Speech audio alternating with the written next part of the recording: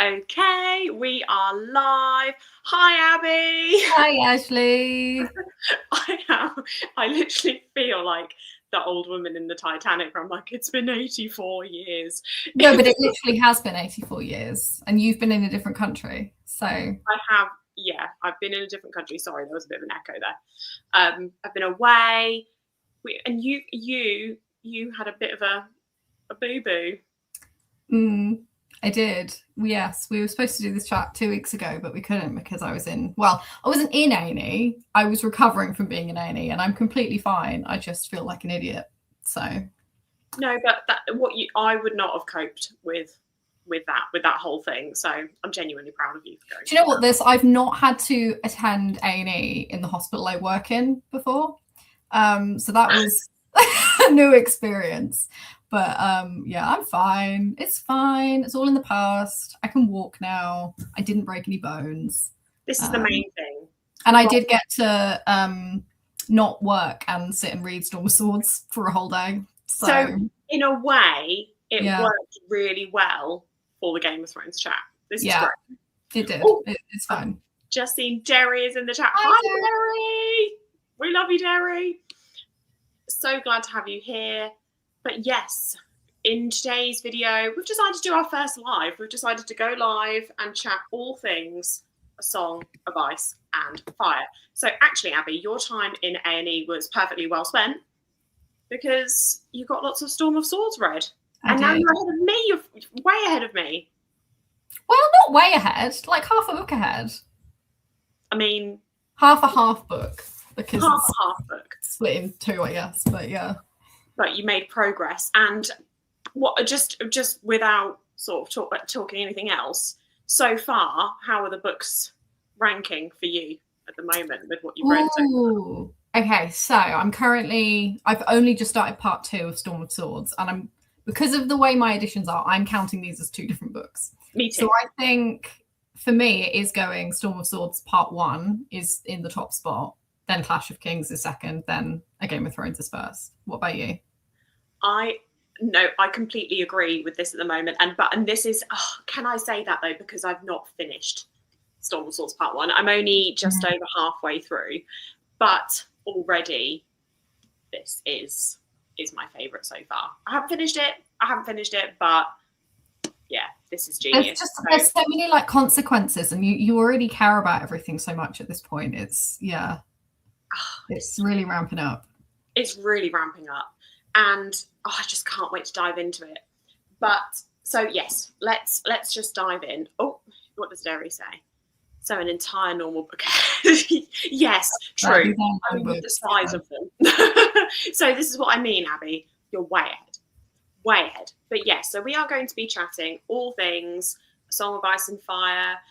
I mean, we've only read up to, obviously, A Storm of Swords, but we're going to be chatting generally across the whole series in terms of, we have seen the show. We are both completely up to date with the show. You've read the whole series before, haven't you? Yes, I have, yeah. It was a long time ago, though. Like, I am very foggy. The stuff I've already read, I remembered fairly well, but the stuff, I think books 4 and 5, there's whole storylines that aren't in the show that I'm like, I know they exist, but I don't remember them. So I'm excited to get to that, and it'll be like a new experience almost, because I've fresh experience. Oh, I'm excited for you. But yes, and just to also say, I think with how this discussion is going to look, I think it is all going to be full spoiler. So this is a little spoiler warning for anybody. I'm going to say that this is going to be a full spoiler chat of A Song of Ice and Fire. I don't think we can really go into it without spoilers, Abby. I just don't think we can. And I feel like most people generally have either read the series or seen the TV adaptation. So I feel like we're generally safe there. Yeah, I was really impressed. I did have a friend who read them for the first time last year, and she'd never seen the show. She'd never even seen a single spoiler. Oh my goodness. Which I thought was quite impressive in 2025 to have completely dodged it. I was really glad for her though, because would not be nice to have it spoiled. Bookborn here on YouTube, she I believe she was in the same position where she was reading it for the first time only a couple of years ago and had not seen any spoilers. And I'm really glad that I've seen the series and that I'm able to compare, but I was also equally really jealous of that, just being able to go in completely fresh with not knowing any of the twists and turns were coming. But even saying that, I remember actually watching the series for the first time, and I was in sixth form / university when I watched sort of most of it. But in sixth form, I had a couple of friends that came round, and they wanted to come over to my house to watch me watch the end of season 3, The Red Wedding, and they filmed me and my reaction to it. And so even though I hadn't read it first, I still had a pretty shocking reaction because the TV show was so brutal. But yes. Yeah, I do think the TV show is more brutal than the books. I don't know if it's because of or some of it maybe is because it's a different medium, and so you're being fully confronted with it in a way that in a book you can kind of fade to black. But I had this memory that the books were gratuitous and shocking in that way, and they're just not. But yeah, I'm kind of scared. I think I will rewatch. I've seen the show quite a lot of times, but not in a long time. And I'm like, I think when I finish this reread, I'm going to have to watch the show because I'm going to be in mourning that I've finished the reread. But I'm a little bit scared as well to do it. I don't know. I agree. I've seen probably the first 4 seasons maybe 6 times, and then everything beyond that. I've seen the full series 1 to 8 twice now, and already I'm thinking, I'm probably going to have to. I only rewatched it last year, but I'm probably going to have to do another rewatch at some point after this because this is just so good. But I'm just going to say hi to a couple of people in the comments. Oh, Derry asks, are we up with our George R.R. Martin lore around the background info? I'm not really, actually. I feel like it's something I need to do a deep dive on when I finish this, though, because I'm, like I say, I'm going to be in mourning and I'm not going to want to let it go, and I'm going to make it my entire personality for the rest of my life. Equally. I mean, it's the only thing to do, really. I think it's only reasonable. Yeah. But no, I've never been normal about anything in my life, so why start now? No, we can't be normal about many things. So this is definitely not going to be the first thing to do that for us. But I'm not up with my George R. R. Martin lore around it either. Although I have, particularly with us doing this read, and also obviously with the recent adaptation of A Night of the Seven Kingdoms coming out, I have been watching a lot of In Deep Geek on YouTube. I've been watching a lot of his videos because his videos, I mean, they're all like generally Tolkien and A Song of Ice and Fire related anyway, and The Witcher, but I haven't read The Witcher, so I don't know so much about that. But his videos on all the lore are fantastic. So I am actually starting to learn a lot more now, but I'm very much in the early stages. I'm going to have to check those out when I'm done. I don't want to spoil any because I haven't read the second and third novellas in Night of the Seven Kingdoms. Yeah, I'm saving them for when I'm done with this so that I've got like new content to look forward to. So maybe when I've done those, maybe I'll then go down the YouTube rabbit hole. Absolutely. Oh, yes, I'll send you some links to some that I have been watching. Game of Thrones is literally where and when reaction videos were born. Yeah. I'm actually wondering if my friend still has that clip of me, but I've got a video of me reacting. Well, he had a video of me reacting to The Red Wedding, and I think I was traumatized. And then they couldn't come round when I had to watch the episode with, what is it? Is it the Viper versus the Mountain in series 4? Oh, that was worse than The Red Wedding for me. And then what have we got here? George R. R. Martin definitely goes out of his way to use soft wording to describe intense situations. Yeah. I agree with this. Abby, you were saying this a moment ago. This is an excellent point. So I think the show has definitely morphed our minds a little bit into thinking that the books were a lot more maybe gratuitous and sort of intense than they were. Obviously, the scenes that take place in the books, they are really intense and they're very heavy and I'm never going to tell somebody that if they find something hard to read, they're wrong. Like, completely valid. Everyone's coming at this kind of stuff with a different life experience. 100%. But for me personally, I think I had in my head that they were something that they're not. And I've been really pleasantly surprised with how everything has been handled, really. So, yeah. Me too. Me too. I've been really, really pleasantly surprised. And for me, reading the first book, read it, oh gosh, over 10 years ago now. So I couldn't really remember the differences. So for me, the show was definitely fresher in my mind. And the show is way, way more explicit in so many ways than the book. So yeah, I guess it seems difficult to say that we were pleasantly surprised, maybe, but it has been nice sort of going in expecting maybe some of the worst and actually being sort of, a little bit like, oh, actually, it's not quite as bad as we thought. But then I guess it says quite a lot about what I guess people look for, or what creators and producers look to create when they're making a hit show like that. There's an element of it needs the shock factor to get some, if you're trying to build that sort of emotion that would normally span, hundreds of pages, but into, maybe 10 minutes of a show. Yeah. It needs to be more intense. I don't know, but it was interesting. And yes, Indie Geek is amazing. He is amazing. Abby, I will definitely be sending you some. Please do. I will save them all. Absolutely. Lots more brothel scenes. Yeah. Yes, a lot. And there was one episode in particular with, oh gosh, Lord Baelish. Yeah, it's just constantly in the background, isn't it? And whereas in the books, like, that's not even described. It's not even like background description. It's choices made, weren't there, by those showrunners? Yes, decisions were made. I don't know if they were sort of looking to attract a certain kind of audience. I'm not sure, but it was a lot more explicit, and the inclusion or the creation of some characters I found quite interesting as well. I completely forgot that Roz, the sort of prostitute in the series, who is quite a prominent figure in the series, I would say, is not in the books at all. No. And I completely forgot that she wasn't in the books. So I found that quite interesting. It is interesting that there are, even because in my head again, I remembered the first series and the first book being quite faithful. But stuff like that, it's like there are quite big differences actually, like tonally as well as in decisions like that. I think I just really let the show was the canon in my head. It's been really fun to kind of rediscover it and experience it anew almost. It's interesting to see it in a new way. Deeply obsessed.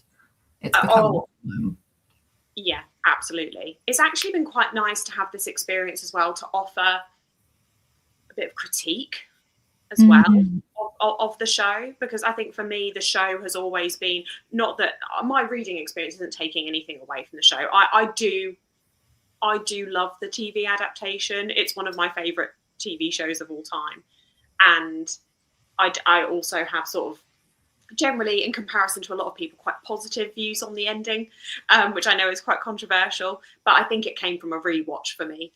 But I've really enjoyed making the comparisons, seeing the differences, and thinking about why certain choices were made, and just looking into. I found that sort of the critique of the show coming from the books really, really enjoyable. It's really fun to engage in, isn't it? There's a lot of discourse online around it all. It's a whole separate hobby. It's a whole separate hobby. This could be a job. This could be a job. I wish it was my job. Oh my gosh. Don't be though. Just gonna have a little look. Derry, being able to hear the internal monologues means we see the reasons for choices. Difficult to do that without access to characters. Agree. This is something that I've spoken about in a couple of videos recently, and we've spoken about this before. The insight into some characters from their internal monologue that you do not get in the show. Oh, it's like a completely different character. Yeah, it's interesting as well, because I think it sets up. So to use Jaime Lannister as an example, because it's the example that Derry gave when we had our chat with her. I think in the book, being able to access those monologues, but then also the people you don't have access to that for, that creates its whole experience. Whereas in the show, Jaime Lannister is a main character from season 1. And so you kind of you don't necessarily fully sympathize with the guy that pushes the kid out of the tower, don't get me wrong, but the actor does a really good job with that, and you kind of see that there's something else going on from day one. Whereas I think in the books with that whole situation, you don't. Well, personally, I'm not spending a lot of time thinking about Jaime Lannister, other than the fact that Tyrion loves him and he's a prisoner. He's kind of peripheral to the story until he isn't, and you suddenly are in his head, and that creates almost a like whole reveal, or it did for me. Whereas in the show, I feel like that's less of a contrast when you suddenly discover that he has feelings. Yes, I think it's so much more subtle in the book, isn't it? Especially the sort of development in Clash of Kings into A Storm of Swords Part 1, particularly. A lot of the sort of Jaime's chapters are quite revealing of him as a character, and I have to admit already, I mean, we can go into the debate of good versus bad, you know, moral versus immoral. I mean, all of our characters do horrendous things, and I don't think Jaime is probably always a loved character, but I definitely think he has such great growth throughout the series. But already I'm finding him way less insufferable in the book than I found him in the show. I really love seeing his inner monologue. Yeah, he's redeemable without being completely like wiped clean as a slate, I think, in the books. Whereas, yeah, I don't know, he does go on a great journey in the show. There's just more nuance and depth in the books, and it's delicious, and I love it, and I want to read them forever. Fantastic. I love it. Okay, I'm just going to have a little look here. There's some comments from actors that make it seem like the writers were particularly fixated on incorporating sexuality in the series. Ick vibes around. I can remember a couple of things from when it was coming out. I think it was Amelia. Surname, the lady that played Daenerys. I remember her saying something in an interview about that. I think Sophie Turner as well, possibly said something. Really? I can see that being a thing. I can, and especially with Sansa. I mean, obviously, I've not read up to obviously the later books, but I know that there is quite a huge contrast in the way that Sansa is portrayed in terms of what happens to her. Well, she's given there's a character in the books that goes on their own arc, and they've kind of merged that into Sansa's story in the show. So there's kind of at least that's how I remember it. Maybe Derry might be sitting there going, no, Abby's wrong. But yeah, I think there's quite a big difference in terms of where her story goes, certain events that happen to her, etc. Yeah. From memory. Who's your favourite then? Who's your favourite character at the moment? And is it the same in the show as it is in the books at this point? Oh my gosh, what a question. Okay, let me think. Oh my gosh, no, this is impossible. My favourite. Okay, you can have more than one. I just wanted to talk about characters. Well, no, because one of my questions is which character draws you in the most. So for me, it does differ between the series and the books. Not in all ways. I love Tyrion in the series and the TV adaptation. I absolutely adore him, and I find his chapters are just the pages just fly by. I love how he plays the game. And how he's able to anticipate moves. His relationship with Lord Varys as well is really well done in the books, and it's a lot. I remembered Clash of Kings the most. Like when I think about this series from when I read it before, I think immediately of Jon and Tyrion's arcs in Clash of Kings. So maybe some of it is just that it's like lived in my brain for a long time, but I love Tyrion in Clash of Kings. Like him playing that game is so much fun to read. And I didn't pick up on it the first time because I was quite young, but I really noticed the parallels between his story and Ned Stark's arc in that first book this time. And I thought it was so clever how you kind of, he's showing how this could have gone almost if Ned was less naive. Sorry. I know that some people love Ned. But I found that really interesting. It kind of felt like almost not a rehash, but it was so treading similar ground. And then again, when we get to the end where he is still ultimately not outwitted, but fate has other things in store for him, I guess. Yeah, I just found that so interesting to contrast him with Ned and go, oh, because he's got a little bit of a he's more willing to do what is required So yeah, I can't stop comparing him and Ned now and going, well, what could have been if Ned was a little bit more morally flexible? Oh no, I know. I mean, my experience of reading Ned to watching Ned in the show is also very different, and we've spoken about this a little bit. I want to talk about that a little bit more in a moment. But I was just going to say the other character that I find the most compelling to read, that was not so compelling in the show for me personally.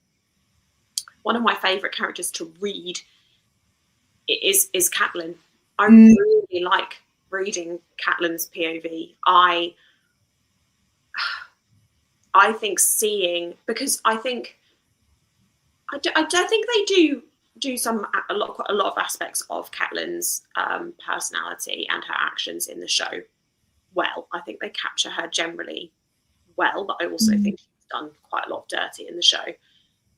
I love seeing Robb's actions through her eyes. Yeah. It's a really interesting choice as well, I thought, of George Martin to show Robb's story from his mum's perspective rather than from his own. I find that so interesting. Yes, especially because I feel in the show that Robb is actually more prominent than he is in the books. Obviously, he is very prominent in the books. But, and again, I'm only up to this certain point maybe, but no, I think where I know the story goes, I don't think he's going to become that much more prominent. But I really loved that because I feel like it was interesting to see Catelyn. Obviously, she's a mum, she's a mother, and that is her children are everything to her in this. And maybe it's partially because of her actions in terms of releasing Jaime to try and get back her daughters. Maybe that's part of it, is because it's trying to build this image for the reader of this is a mum. This is just someone who just she's watching, she's seeing the world around her, just thinking those are my babies, and one of them is now a king in the north. The other two, the girls, I don't know where they are. I just want them back. Two of them at this point where I'm reading, she thinks Bran and Rickon are gone. Yeah. And so I really feel for Catelyn at this moment, because for all characters, everything is completely torn apart. But she's so powerless in so many ways. And I'm doing a terrible job of explaining. No, I agree. She's one of my favorites as well. And I do think it's such a shame that I think the show gave her political savvy to Ned. Yes. Why that was, whether it was because it was Sean Bean, I don't know. But it felt like in the show, Ned is more of he understands the game and he chooses not to play it. Yes. Whereas in the books, he feels more like he's grown up in a world where honor means something and he has never had to play the game. And and his southern wife understands the game. And he gets by because he's got her to rely on. And as soon as they're separated and he doesn't have her guidance, he's not got the savvy to do it himself. So it's not a choice necessarily. He may have made that choice if he did have the savvy, but I honestly think he's just out of his depth in the book, whereas that's kind of not the vibe in the show. And I think Catelyn could have gone toe-to-toe with Cersei Lannister, I think, if she was given the opportunity. But yes. She never gets that opportunity because patriarchy, but she's phenomenal in the books. Yeah, yes. They really did her dirty. They did really do her dirty. I have to admit that was something that I'd forgotten from the book and we spoke about this with Derry, I think, the fact that actually in the book, it was Catelyn urging Ned to go to King's Landing, to be the hand of the king. And whereas in the books, in the show, she's very much, no, tell that fat king, that you're staying here with your wife and don't go, and all of this sort of stuff. And it's completely different. And even in the books, in terms of, I think they do show parts of this in the show where she's sort of supporting Robb as he's, going out to war at 15. She's very good with all of that. And especially with the part that I've just read is where she's negotiating, or has been negotiating with the Freys. And I've just read the chapter that I read today. I was so frustrated. Can you imagine how things would have gone in this series if her husband and her son had just like did what she said? Just a bit more. They might have lasted a little bit longer than they did. Oh. They might. They just might. She's so. That's the thing. It's reading her. I find her so compelling in the books, and she's nowhere near as compelling in the show. It's frustrating for me now looking at the two sides of it. I really, as I say, she's balancing the emotion of being a mother and her children all being just completely torn away from her, as well as her husband and her father at this point as well. Yeah. You know, with trying just desperately to clutch at anything she can and try and control something that she can't control. And I feel for her. I really feel for her so much more in the book than I did in the show, which I don't know what that says about me. Maybe I'm just mean.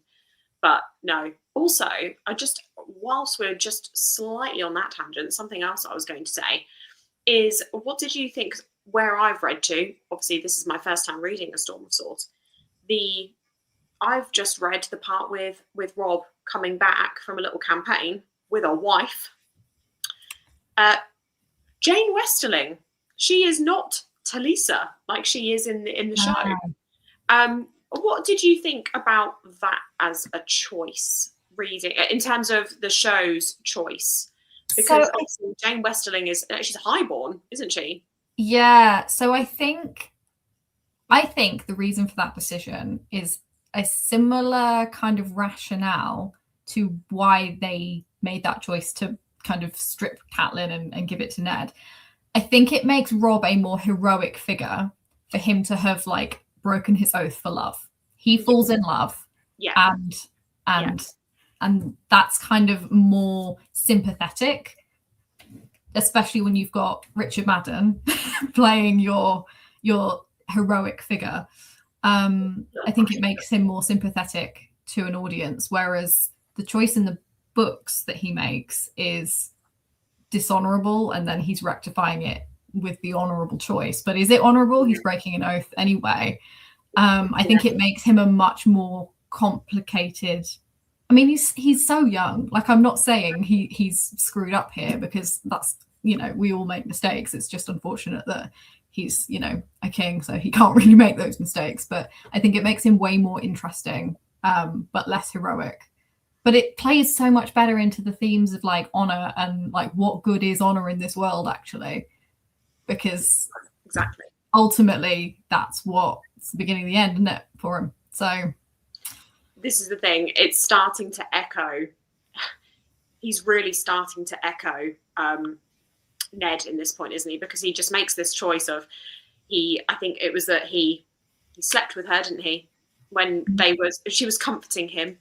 They slept together, and then he's decided to marry her because it's the honourable thing. You know, I've taken her honour away. I'll do the honourable thing and marry her. And, you know, coming home. And I think the thing that made me so frustrated reading this was that Catelyn had obviously at this point, has just released Jaime Lannister. And she was terrified to tell Robb about this. She was like, I don't know how I'm going to tell him. And then he does this, and she thinks, okay, I better not be too hard on him, because I've got to tell him that I've let Jaime go. I thought that was so fun, though, because that's kind of like he's inherited some of her political savvy, clearly, to like manipulate her into this scenario where he's forgiven her very publicly, so she can't be mad at him. That was very frustrating but fun to see him kind of take that role. I've just seen Derry in the comments has asked where we're up to with the books. I think Ashley's halfway through Storm of Swords Part 1. And I have finished Part 1, and I'm like 2 chapters into Part 2, but I've read them before, so there's not like a spoiler per se. It's just refreshing my memory. Yes, just a little refresher. But yes, and sorry, I feel like I completely went off on a complete tangent there. But who is your favourite character? Who is most compelling to you, Abby? Oh, see, Catelyn's a great one. And I do enjoy Tyrion. I think John in the show was one of my favorites. Yeah. I think he's a lot of people's favorites because he's a very sympathetic underdog kind of figure, isn't he? And I do enjoy him in the books, but I think he's again more complicated and a little bit more frustrating, and he's got a bit more growth to do at this stage in the. He's got a lot to learn about the way the world works at this stage in the book still. Who's the most compelling? Maybe it is Tyrion. Maybe it is. I think he's brilliant. I think he's absolutely brilliant. And Jaime's pretty compelling in this one as well, though, actually. Jaime is. I mean, we've now got I've just read the scene with the yeah. So there's a lot more of him in this book, and it's do you know what, something that's so interesting is that it is obviously shown in the television show, but he really does love Cersei. Like, that's always in his mind. This whole time, all he is doing in his thoughts is thinking about her. I really love the frequency with which Tyrion and Jaime think of each other. Actually, I'm finding that really endearing. Like, this family is so fucked up. They don't, like, I feel like the only genuine relationship that either of them have with anyone is with each other. And I think it's just really sweet to kind of see how often they just think of each other or think, oh, my brother's going to come and rescue me or whatever. Like, they genuinely, like, for all of their flaws, it's so sweet how much they love each other. They really do. And it's lovely that it does go both ways. They both, I mean, Jaime probably chooses to hide it a little bit more because of his relationship with Cersei. But yeah, I agree. The fact that they both do think about each other and what it would be like if the other one was there is quite sweet. And yes, I think in the grand scheme of things in this show, we forget that, I mean, all of the characters obviously are a little bit messy, but the Lannister family is it's really messy. Really messy. There was a sentence that I read in, I think, the first chapter of part 2, actually, where Tyrion is just thinking about, and maybe it's not even Tyrion, somebody is recalling, I think it's Jaime, something that Tywin Lannister like did as like a young man, and you're like, Jesus Christ, Tywin, your kids never stood a chance. Like, again, in the show, I think because it's Charles Dance and he brings this kind of like dignity to everything that he does. Yeah. I kind of, it's not that I'm not aware that he's a complete psycho, but I don't know, that again, there's just like an extra layer of unsettling to him in the books. I think they casted him really well. I love Charles Dance. I do as well. I'll watch him in anything. I think he's brilliant. I think he's absolutely fantastic. And I think they cast most of the characters absolutely brilliantly in the show.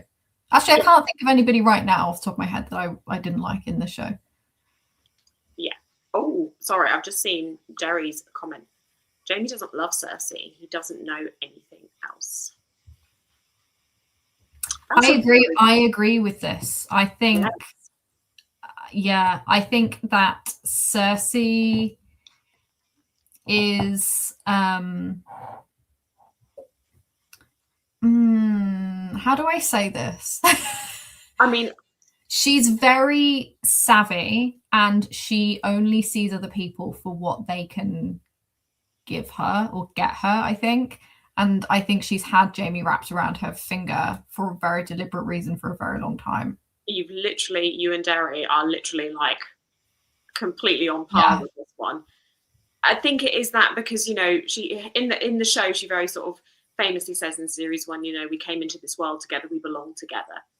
Something that I didn't realize as clearly, and it probably is because the show doesn't really offer any flashbacks, is something that Jaime says in his POV and is his inner monologue, is that actually their relationship really did start when they were children. Yeah.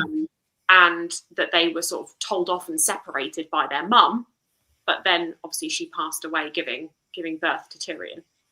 And what I found interesting also was that the mother wasn't referred to as mother. She was referred to by her name in the book, which I thought was really interesting. It shows like that lack of like the lack of Cersei. I feel like Cersei would call her. I'm surprised she doesn't call Tywin, to be honest. I feel like she would be the kind of kid that first names her parents.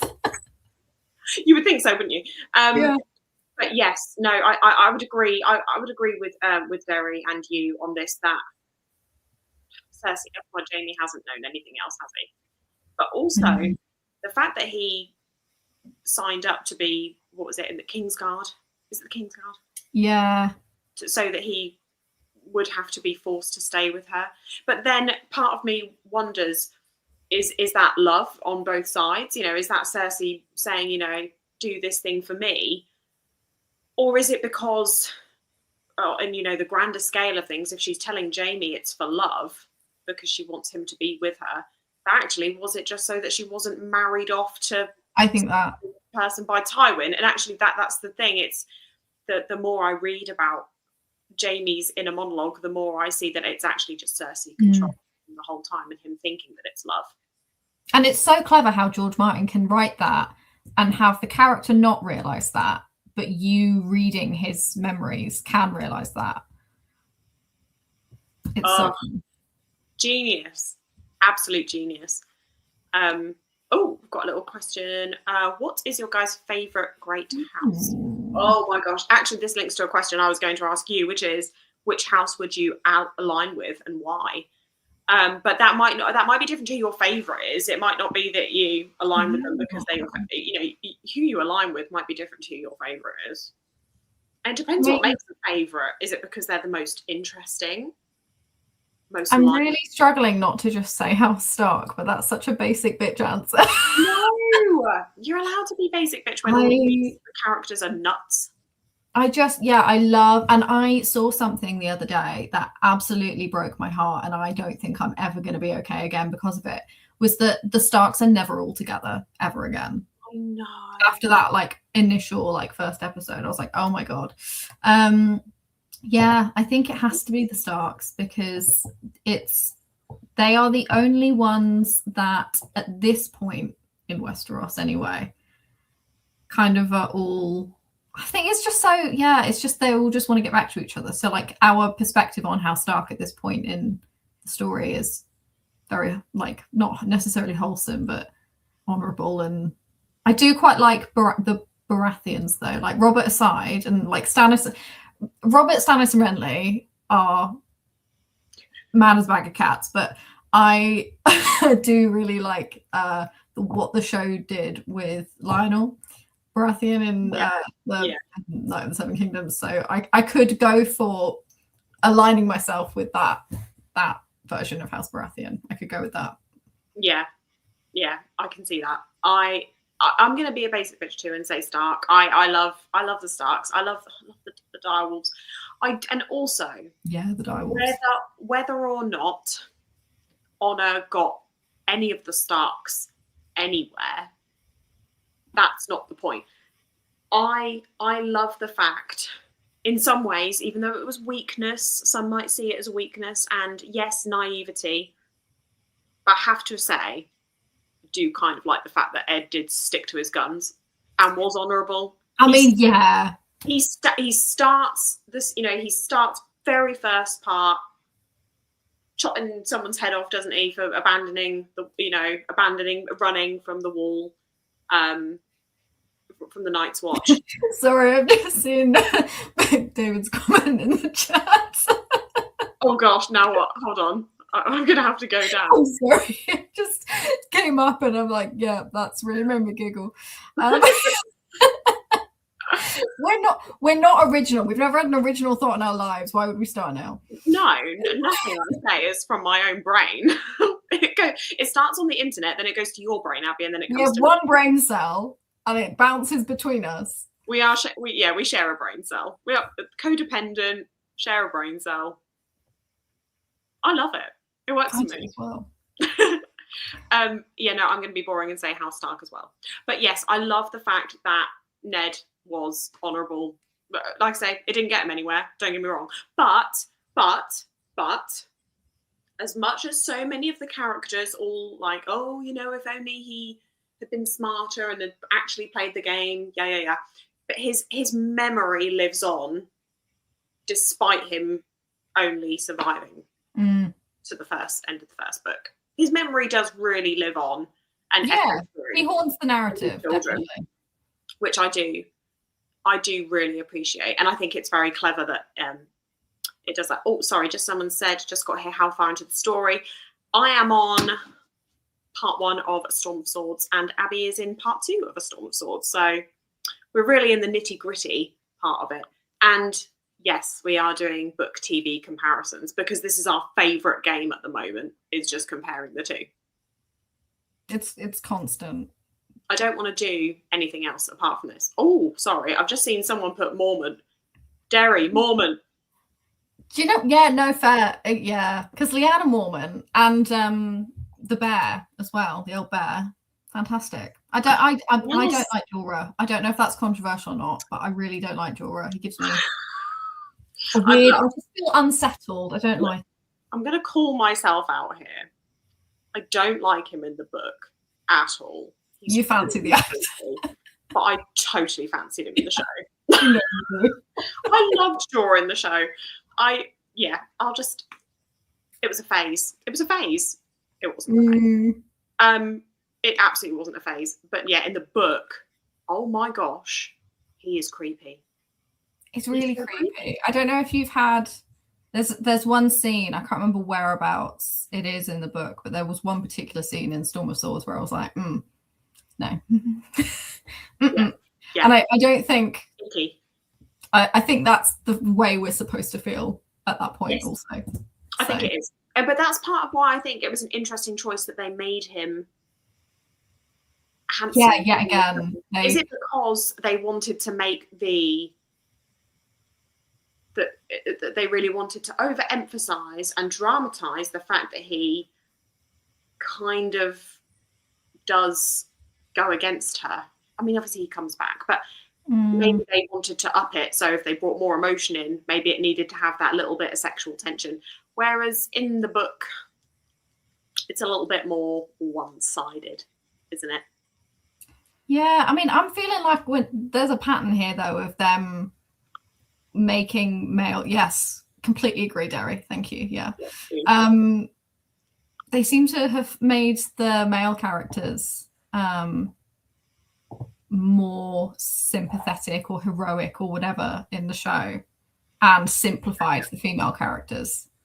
Definitely. Like, I haven't done an analysis on this. This is just like, and the things that we've been saying in the last 40 minutes, I'm like, I see a pattern here of what they've done in the show, which is disappointing, isn't it? Always disappointing, but yeah. The Mormonts are a good honourable house, though, aren't they? So I can get on board with House Mormont in general. Just not. I can, and you mentioned, Jorah's dad. I really like his character a lot. Oh, and the relationship between him and Jon, yes, I loved. Beautiful. Oh, when he gives him the sword with the bear on it. Oh, the wolf even. Sorry. Oh, I know. I've forgotten what's that sword called? I can't remember for the life of me. I can't remember it. Someone can tell us. I can remember Ice. That was Ned Stark's sword. Yeah. That is the only sword I'm ever going to remember the name of. The only other one I can remember is, and I don't know if it's from the book, but it's from the show, is when Brienne, she has Oathkeeper, doesn't she? She gets Oathkeeper. Yes. Oh my god, I love Brienne as well. I love her so much. I love her so much. And the way that Dunk haunts the narrative, I don't know if it was deliberate. I feel like it was, because it's George Martin, but I am seeing him ever. Longclaw. Thank you, Alex Lynch. Yes, Longclaw. I should have known that. I should have known that. It's a great name for a sword. I should have remembered that. But yes, the way Dunk haunts the narrative, and like seeing him in Brienne. Yes, there was a bit, I didn't send it to you. There was a section of this. I took a picture of it, and I'm going to send it to you probably after this, but there is a section where a character talks about another character, and he says, thick as a castle wall. And I was like, oh, Dunk. I mean, they don't mention Dunk, but he used a castle wall reference, and I was just like, in my brain, oh. I love him so much. Sorry, I'm going off track. Actually, Abby, will you be taking a break at all between A Storm of Swords and Feast of Crows? We're trying to do one book a month. The way that I read, no control over the way she reads. The mood reading goblin will tell me to do something, and I have to listen. It resides. So I don't know. It took me 3 weeks to read the first 20% of Clash of Kings, and then I read the final 80% of Clash of Kings in 24 hours. So who knows, Derry? Who knows? I might read this entire thing this weekend and start Feast of Crows immediately. I might take 3 more weeks to read the rest of this book and then not read Feast for Crows for a month. I don't know. I'll be just as surprised as you to find out. We'll all be so surprised with what any of us do, but the aim generally was to do one book a month, and I think we will probably have to have a second discussion at some point, Abby, when we get later on, or at the end of what's already been written, and do another discussion. But yes, I'm so excited. So I'm just having a little look at some of these comments. I love Mormont's Crow. Yeah, I know. So good. George R. R. Martin has confirmed Dunk is Brienne. Yes. I didn't actually know that George R. R. Martin had confirmed it, but I did do it. This was a little bit of indie geek work that I did, and it did seem that Brienne was. Well, because isn't there the shield he refers to finding is the sigil that he has on his shield or something, isn't it? Am I right there? I haven't got to the excerpt from the book yet, but it is mentioned there is a section in these books where they talk about Brienne's shield. So I'm excited to get to that. But that's so exciting that it's actually been confirmed. I think that crow is being controlled by the three-eyed raven. Dun, dun, dun. I mean, that's a good shout. Yeah. Right? I would suggest a reasonable break. Same reason as for Hob. There are so many climactic scenes. Feast is often a letdown. I do understand this. I get that. I totally get that. I wonder if it would be as such because we have seen the show. So generally because not too much of what I'm reading is completely fresh to my brain. But I can see it being a bit of a reset almost, because you do have like a huge event happen in this one. A Storm of Swords is often known as like, from what I've heard generally from people, it's most people's favourite is A Storm of Swords. Yeah. I don't know. We'll have to see how we feel, Abby. You'll have to see how that mood reading goblin is taking you, like how you're going with that. I'm not in control, so who knows? Who knows? Okay, let's talk. Sorry, I just nearly kicked you over. I'm shuffling. I'm getting comfy. Oh, sorry, I just seen my first read through. I didn't care for Feast because no John or Danny chapters, but after the read through, Feast is now my favourite. Ooh, that's exciting. I'm really excited to get to Feast because I'm excited to get to the parts that aren't in the show. Yes, yeah. The show doesn't introduce the threads that George R. R. Martin will. Yeah. I remember the Dawn stuff being really intricate. Yes. I'm excited. But again, this is the fun part, isn't it? The comparison, drawing those comparisons, having a look at them. It's so interesting. Okay. I've got a couple of things I want to talk about, Abby. I've not written a question as such. I've just written. You're so organised. I just literally rocked up here with my brain. Well, yeah, but you're smart. You're smarter than me. You don't need notes. I do, and also I have word vomit. And if I don't have something in front of me, then I go and talk about all sorts of things. And by the end of this, we could be talking about a completely different book on the shelf. So I'm just saying. That's fine. I thought we could just have a moment to talk about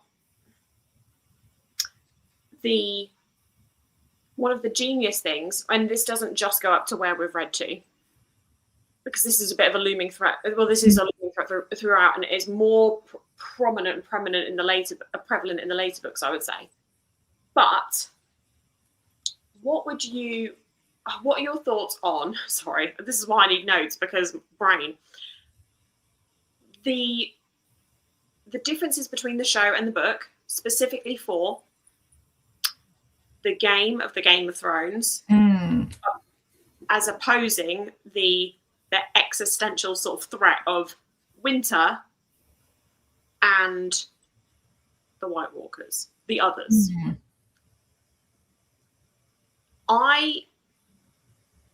This is, I think, where a lot of the sort of controversial opinions of the final sort of seasons of the Game of Thrones can come in. But this is something that at the moment I'm seeing it so much more in the books.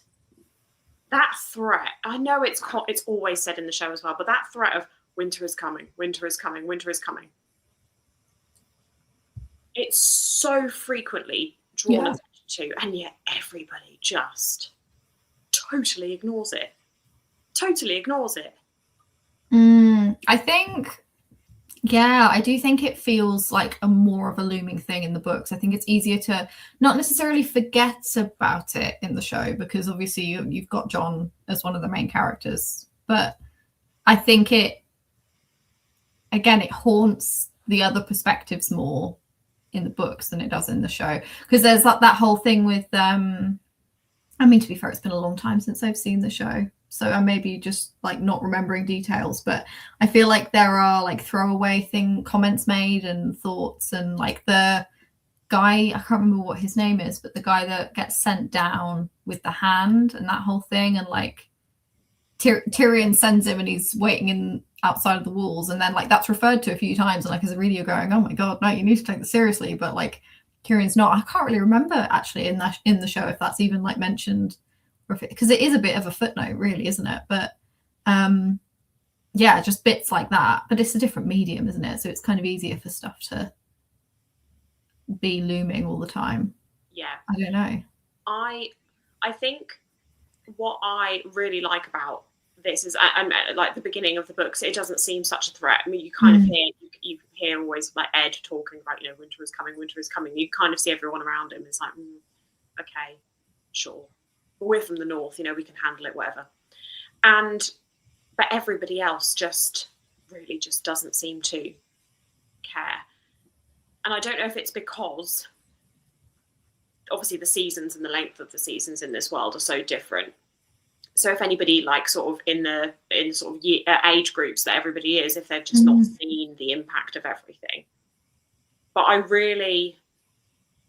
it really just draws attention to how futile everything is that all of them are doing in King's Landing and everything. It just seems so, when you look at it from an outside perspective looking in, everything they're doing, you just think, oh my gosh, you really don't, this is the least of your problems. It's the least of your worries. Yeah, I think there's a really interesting metaphor there for real life as well.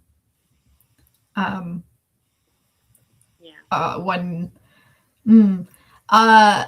the state of the world right now and everything that's going on, and then like some of the stuff that people are squabbling about, I wonder if that was deliberate. Stuff hasn't changed really in 30 years, has it? It's just got worse. So this is the thing. It's I think it's so well done, and it's one of those things that this theme doesn't really stop being relevant. Like I say, it was relevant when it's written. It's relevant now, and I think it's so, the way it's explored is so interesting, and I think it really adds. Because a lot of discussions that come up around the series are the fact that, again, I mentioned it already, that there are no really sort of inherently good or that they all do all these sort of these things that are mostly self-serving. Some are honourable, or they think are honourable, and yet all of that, when you've got this other threat that is looming, that is so much bigger than all of that. It kind of actually, it removes some of the, I don't know, I'm wording this terribly. The whole way through a lot of like my reading experience, I've sort of, or watching the show, I've sort of thought, oh crikey, that was really clever, or that was really, like especially with Cersei, like, oh wow, what she did there was really awful, what they did there was really awful. But the fact that ultimately none of it really... It's futile. matters. None of it matters in the grand scheme of things. And I love that, because they think that they're so important. They think that they're so important. And as an outsider looking in, you just think, no. And I love that. I love that. I love that contrast. I think it's been a really interesting experience, because obviously our previous buddy reading odyssey that we went on was the Lord of the Rings books. Yes. And it's been so interesting reading those and then this, because as far as I understand it, George Martin did write these at least partially in response to the Lord of the Rings and this like whole a good man as king thing. It's been so interesting keeping that in mind while we read this, because I don't want to say that they don't feel like nihilistic books, but no, they're definitely not as hopeful. Like, they are bleak, aren't they? there's they are bleak. It's quite a cynical view on humanity, really, especially in comparison to Lord of the Rings. But then at the same time, is it cynical really, or is it perspective shifting of like, actually these things don't matter and these things do? I mean, you could argue it. You could look at it. Yeah. You could argue it both ways, couldn't you? I actually completely forgot that element that you just said about the fact that it was kind of written as a bit of a, maybe, I don't know if that was the purpose of him writing it, but if a lot of the inspiration behind it was a sort of, as you say, like a direct contrast to, or did you say like a counter argument, or just so I'm sure I read it in an article or saw it in an interview where he was talking about how, as much as he loves Lord of the Rings, he didn't necessarily, and maybe not even necessarily that he disagreed, because it was such a long time ago that I saw this, but it was essentially around like, is it actually a happy ending that you've got this great king of Gondor, and he's a good man, because actually, is it enough for your king to just be a good man? And yes, Derry in the chat, what was Aragorn's tax policy? I mean, exactly. Like, is it enough that he's got good intentions and that he's a good guy? And that, I think, is really interrogated. And obviously Ned Stark is a good guy, and it's not enough. Robert Baratheon starts out a lot. I'm not saying I don't think he was necessarily a great guy in the first place, but he starts out better than he was, and like the reality of being in power.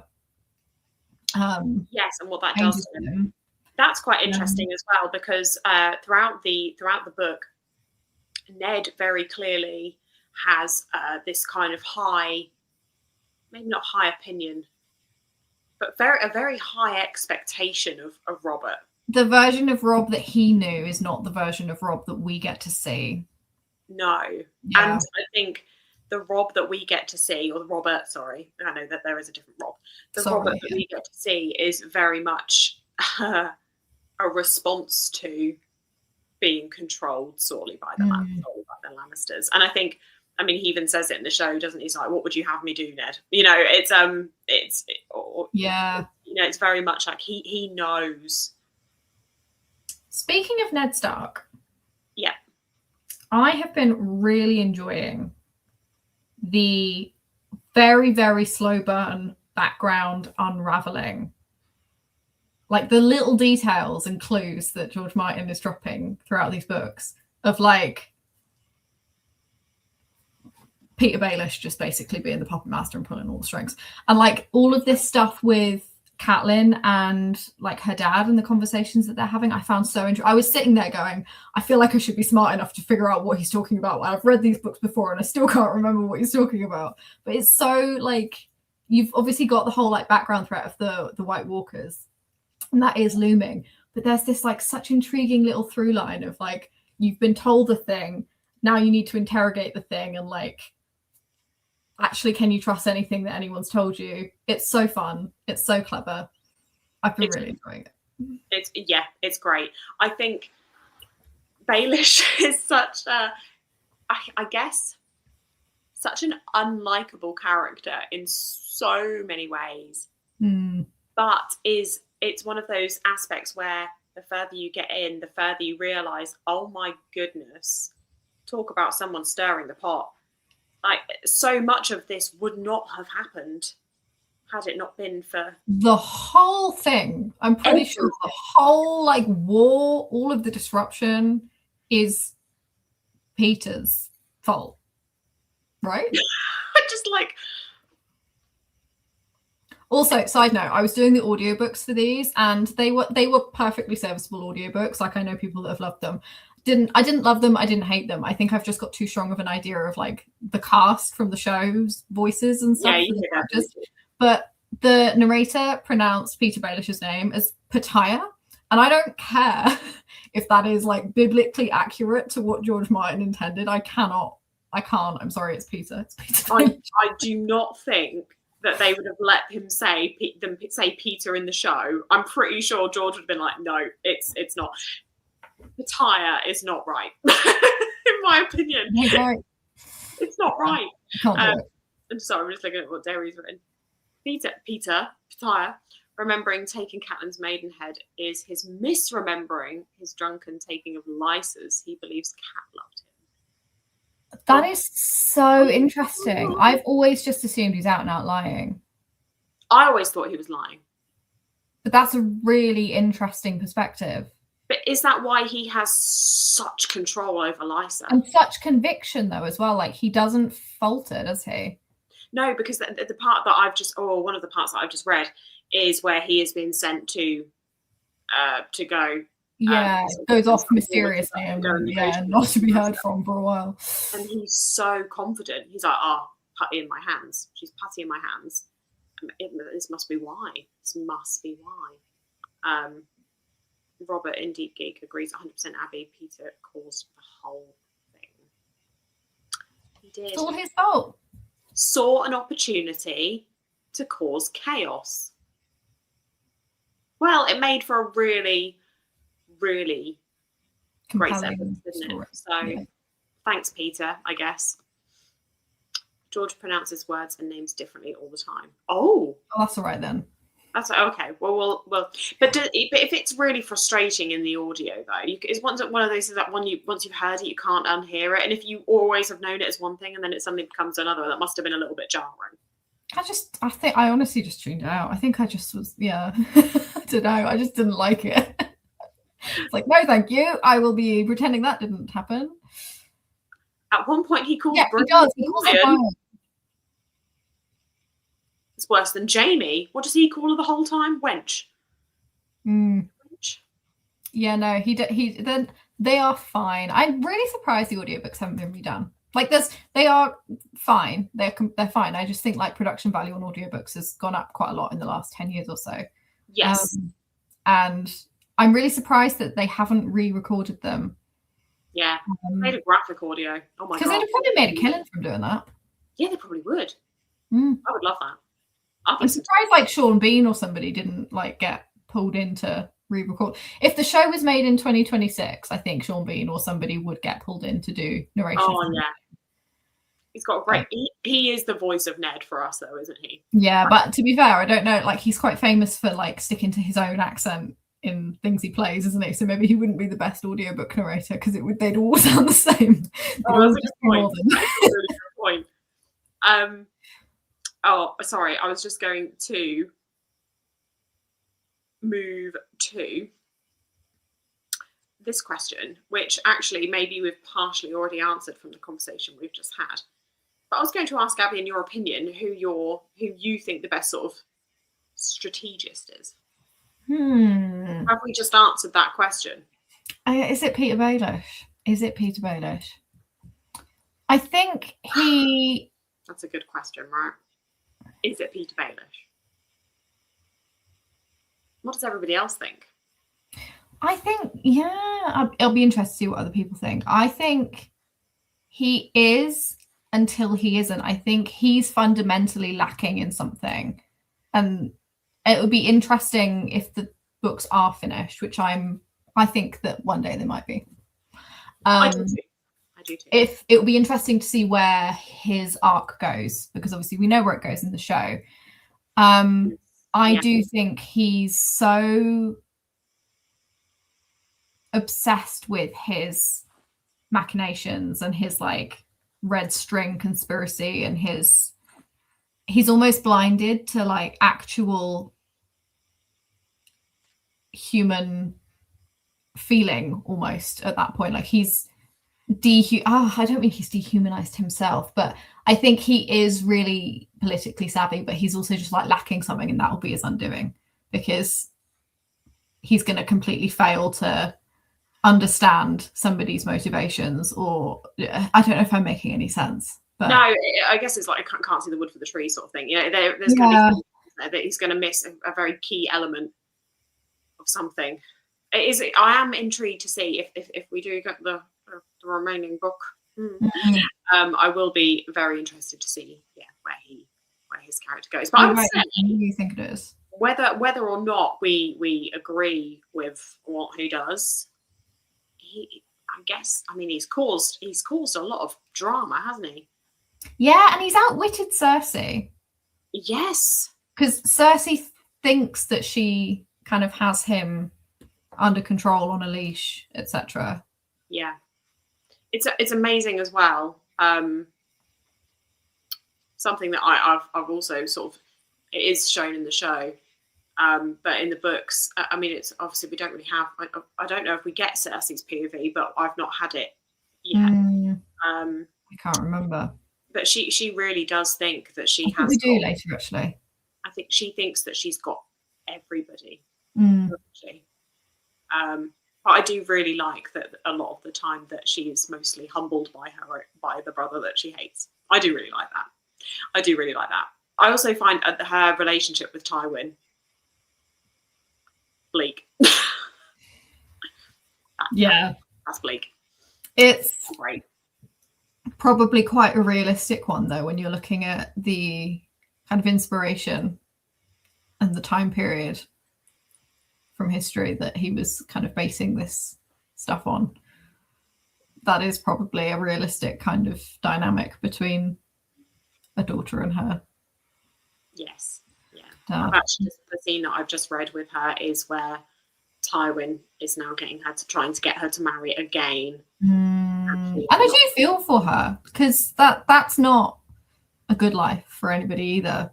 No, I mean, the fact that Tywin just keeps on saying, you've just got to do your duty. You've got to do your duty. I mean, I think it was just to have a few more children, to get rid of that, the rumor. Yeah. You around at the moment. Have a few more children, get rid of that rumor. You think, oh my gosh, as if it's just some easy thing to do. I mean, Tywin is quite haunting, really. Yeah. Looking at this comment on Peter, he's busy cornering the grain market, readying for the coming famine, and I think he will end up in the north, where his lack of honor and loyalty. Yeah. It's something that is so integral to the sort of the houses and the world building, isn't it? That each of the houses do very much have everybody does really stay true to their house, don't they, in terms of what their house believes in, apart from I would say like Tyrion, who generally goes against it, but then his family don't even see him as part of the house, really, do they? Well, Tywin does generally say, like, nah, you're a Lannister, but yeah, no, I agree, and I think it will be, because George Martin doesn't do anything by accident. I think the whole north-south divide there is going to be really integral to the plot later on. I think it's going to be really fun to see if we ever get it. I think that's something that I do really like about the north, and like any of the sort of the northern houses, though, is that they generally are more honourable. Other than Roose Bolton. Awful. Sorry, we've just got some narrations. Oh, I've not seen these. Not seen these either. Abby, we're going to have to become obsessed with something else now. We do get Cersei eventually in the books, and it's got, I'm excited for that. Okay, that's fun. And yes, I do know that there was a lot of influence from more. I think I said this to you. a couple of weeks ago, actually. I credit, like, this series, not only was this series the one that got me into, like, epic fantasy in general, but it's also what sparked my complete obsession with actual real history, because I read the books, I watched the show, and I was like, well, I need more. So then I was like, well, I'll read around the actual Wars of the Roses, because that's the closest thing I can get to new content. And so then I ended up really obsessed with Philippa Gregory books. And that's how I got into, like, historical fiction. And now my entire life is historical fiction, fantasy books. And I almost did a degree in history. I didn't, but and that's all because I read these way younger than I should have done. So and look where you are now. Yeah, look at me now. Got no actual real life skills, but I can talk for a really long time about. That's all you need to Song of Ice and Fire adjacent things. So I would argue it's better. Yeah, I'm happy. But yes, it's so interesting. But I see A Song of Ice and Fire in everything. Like, not just because he's obviously, like, he's hugely inspired by Wars of the Roses, but then he's inspired by elements of, like, history in other areas as well, and, like, reading around the Roman Empire and, like, reading stuff that happened there, and I'm like, oh my god, there was this and there was this. Like, I'm so annoying because I cannot do anything, read anything without in my brain either comparing it to this series or being like, oh, I wonder if he was inspired by that. And then I obviously have to turn to my husband and go, hey Joel, and he's like, what? Is it A Song of Ice and Fire again? You shock me. No, honestly, I've been doing the same with Harry, because obviously we go on our morning dog walk with Ernie, and I'm like, so this thing happened in, A Storm of Swords, and blah, blah, blah, blah. And he's seen the show, so I think he's like, actually, I already know it. And I'm like, no, but you don't understand. Because you don't get it. Yeah. It's like the really subtle differences, and I just need to tell you all about every single subtle difference and why it's really important to me. Yeah. So please listen. Oh, Derry has helped us with the history and lore that HBO produced for the show. They're on YouTube. Animated histories from the book lore narrated by show actors. Well, I know what I'm doing when I get in bed later. I'm going to make a cup of tea and I'm going to watch those. Incredible. Thank you very much. And to watch later. There's my new falling asleep routine. There we go. There's our new obsession. It's going to linger. Well, I can't wait for that. We'll have to do a whole episode just talking about those, Abby. It's never going to end. Don't you love it when you find out you've got more stuff to do about the thing you love? Yeah. Oh, I do get it though. I obviously we read Lord of the Rings and we talked about, I think we are going to do the Silmarillion at some point, aren't we? But yes. And I mean, don't get me wrong, I'm really interested in doing that. But reading these, I fully understand those people that are like obsessed with every detail of Tolkien lore. I'm like, I understand it because I now feel like that about this. And I loved these the first time I read them. Don't get me wrong. But I didn't realize how, because they were the first thing I read. Like, I didn't know how special they were. And I didn't realize until I was rereading them how special they were and how much of a like frame of reference they are for me. In the back of my mind, I'm kind of always comparing everything to this series, which sucks for other series, really. But yeah, I mean, but that's, that's fine. It's okay. I mean, it does suck for other series, but also how fun that you, I mean, is it a burden to carry that you're just constantly comparing it? No, I don't think it's not like, I have really high standards. And that's a good thing. I think maybe this is why I DNF things so quickly, because I'm like, if it doesn't make me feel like this, what's the point? What's the point? Why are we even here? No, I agree. And this is another thing, what I'm just loving about these, like, the indie geek videos and stuff. I was when we were just on holiday, we were in the hotel room and I said, Harry, I'm just going to watch a couple of these. And I had a couple specifically indie geek videos about Tywin Lannister, because I know it's really bad, but he is one of my favorite characters in terms of, he's so interesting. Like, he's just barbaric, but I love what he adds to the story. And I kind of understand why his children are the way they are. Like, when you look at it as well, but then also as soon as you see him start to like take a firm hand with Joffrey, you're like, yeah, I'm Team Tywin. Exactly. Exactly. And this is the thing. He does the worst thing or says the most awful thing, and then he does something, and I'm like, well, he's redeemed himself a little bit. Maybe it's fine.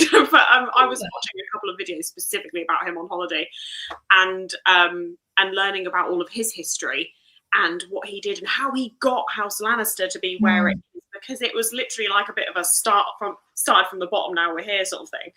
And it was so interesting. But I love the fact that there is all of that. And I just remember just talking to Harry and saying, isn't it mad that what we read in this and what we see in the show is barely scratching the surface. Yeah.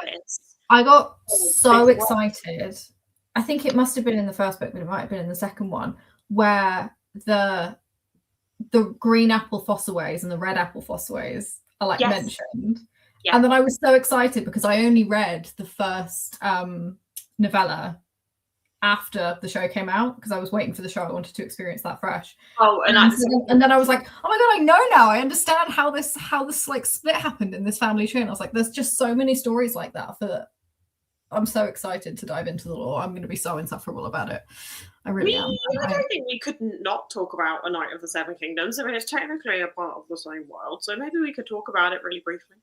I fear I might need to rewatch it already. Do you know what? It's actually really funny you should say that, because I had today off work and I genuinely considered rewatching episodes like 4, 5, and 6 again today. I don't think TV adaptations are ever going to be as good as that. It's really, it did something so special that it like added to without ruining. It's phenomenal. It's so fun to get like a different perspective on this world, a different access point, different point in history. But it's like, because obviously like it's kind of between huge events, isn't it? But it's so pivotal, like that tourney at Ashford is so pivotal in leading to the events that we then see. It's so, the butterfly effect in this series is wow. I was just saying, it helps it's a short story. Didn't have to cut a bunch in the show. No, I agree. That is the thing, isn't it? It's a lot of people, I think, initially were sort of complaining about the fact that it was, only really short episodes. But it was a whole season for a short story, and it really is a short story. So yeah, I think they did an incredible job with it. It was so beautiful, and I know that you knew that it was coming, but I didn't know that it was coming. And I was like, what? No, it's not allowed. I was sat with Harry, because Harry watched it with me, and he enjoyed Game of Thrones. He watched it for the first time with me, like as in the main series. He watched it for the first time with me last year, after me having watched it like 6 times before. And he did enjoy it. He did enjoy it, but I think it was probably just a bit too long. I think he sort of felt like, come on, I want to know what happens. Whereas with this, he absolutely loved A Knight of the Seven Kingdoms, and part of me thinks it's actually maybe because it's a little bit more uplifting in some ways. But I did know that scene. All grounded as well, though. Like, you don't have to understand all the politics and all of the magic and history in order to understand and follow and feel invested in this story. So it's contained, isn't it? It's very contained, and I think you do also generally have somebody that you're rooting for, which is really nice, because in a Game of Thrones, you really aren't really rooting for too many of the characters. I would argue that there are a few that you're rooting for. I was going to say, Arya, she's a pretty consistent. Rooting for her. Yeah, I don't think I've ever not rooted for her. Yeah, I'm going to put it out there. I also root for Sansa as well. Yeah. I really feel for her. Yeah. She was one that have got such a different experience of reading her to watching her. You said about this in one of your videos, because something about the age of the actor. I can't. Was it that she comes across as kind of more shallow in the show because she's that little bit older, whereas in the books, because she's a bit younger, you can kind of understand. Yes, I think they really, in the show, I felt that they really, and I guess it's not an unfair representation of her, because she is like it in the books. And I guess that they did obviously have to age the actors up for the show, which I'm really glad they did. Yeah, I am as well, yeah. In the book, I swear in the book, she's only meant to be 11, 12, yeah, maybe. Whereas I think she's about 14 in the show, isn't she? But when she's a little bit insufferable in the show, you think, oh goodness me, come on, you know better than that. She doesn't, but I kind of thought she would. But I think because you just, in the show, you see what Joffrey does, and you just think, come on, like, can you not see it? You feel like it's so obvious, don't you? Whereas in the book, bless her heart, she's 11 years old. She just wants to move to the south and live in the, in the beautiful, be in these beautiful gowns and be a future queen, and it's like her dream. But also, that's what she's been socialized to want, and who she's been socialized to be. And although, we as modern readers are very, we find Arya as her little tomboy self very appealing. That's not what people were socialized to accept. So, I get it. It's her frame of reference for the world, isn't it? And also, another thing about Arya is that generally, I think someone like Ned, Robb, maybe Bran, Jon, we know for sure, all probably bonded a lot more with Arya because she is so much more like them. I can't help but think that Sansa would have felt a little bit left out as well, stuck with Septa Mordain, That's so true. I hadn't considered that, but she probably did, yeah. And so I think she always, partially, I think, frowned a little bit upon Jon, because I think she kind of took in Catelyn a little bit. But yeah, I think she would have seen Arya running around with her brothers and, thinking maybe she felt a little bit left out. Maybe she felt she was more meant for the south, meant to be, in the warmer places. And yeah, she's just so young. And so when you read her in a monologue, she just is trying her best, bless her, to just survive in this world. And so I just found her so interesting in the book. I'm not saying it's that she was done dirty as such, because obviously, but a lot of people, I would say that, oh, Sansa's got a great arc. She's got a great arc. Yeah. But I can't help but think, but she is just a child. She is so young. She's so young. So I feel like she's not really got too much to be sorry for. Yeah, I don't think I found her frustrating to read. I think I felt a lot of dread reading her chapters and kind of feeling very like, oh God, the world's gonna force you to learn how it works, and I really don't want you to have to. Yeah. But whereas in the show, yeah, she is a little bit frustrating. She's not nearly as frustrating as Malta from the Life Ship Raiders trilogy. Oh gosh, that was a journey. I'm sure Jerry would agree with this. I'm sorry, I was rooting for Ariel. Where have we got to? Dunk is our only real good guy so far. I mean, yeah. And the fact that he really does want to do the right thing, doesn't he? I swear to God, are there no true knights among you? It's going to be my favorite quote from anything ever for such a long time. Maybe I'm gonna learn cross stitch or something so that I can put it on everything and put it everywhere in my house. That's a great idea. Oh, and that whole episode was phenomenal. Beautiful. It was beautifully done. How it was shot, and every single time they refer to a true knight in the big books now, I'm like, Dunk. Yeah, every time. That's all I see. He is, my love in Lord of the Rings for Aragorn. I mean, I guess maybe not a knight as such, but definitely somebody with a lot of honor.